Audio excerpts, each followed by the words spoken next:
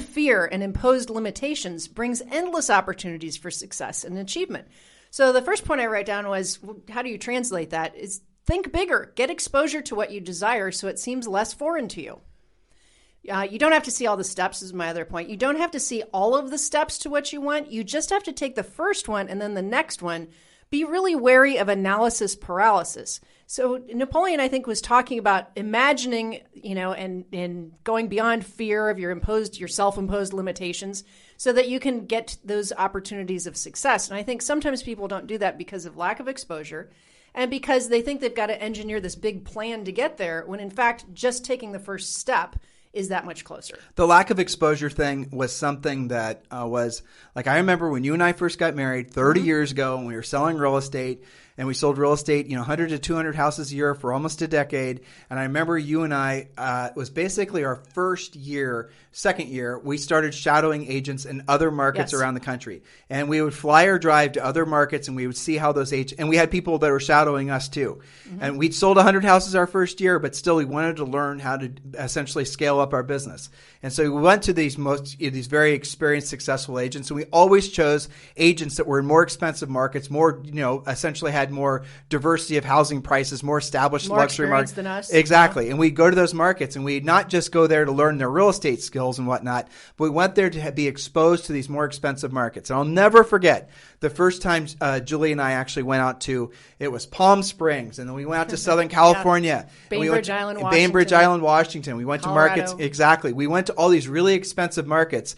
And this was back in the 90s, but we were, for the first time in our lives, because I was a poor kid, Julie was a middle-class kid, but we'd never really been exposed to really, truly how much, essentially incredible abundance there is in the country. We didn't have a clue.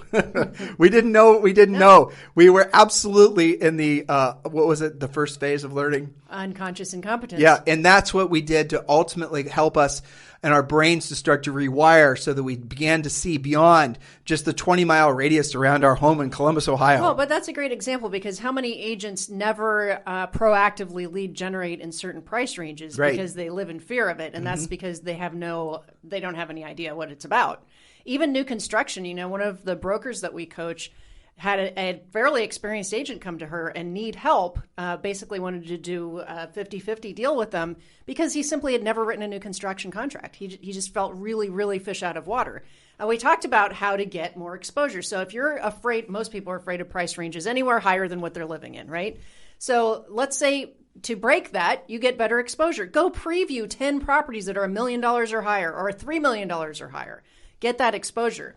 And I think that that's part of attaining creative vision, which is success principle number 14. And realistically, too, the problem with this nowadays is that so many of you are going to not realize that you're going to gravitate towards some sort of YouTube influencer or Instagram influencer. Right.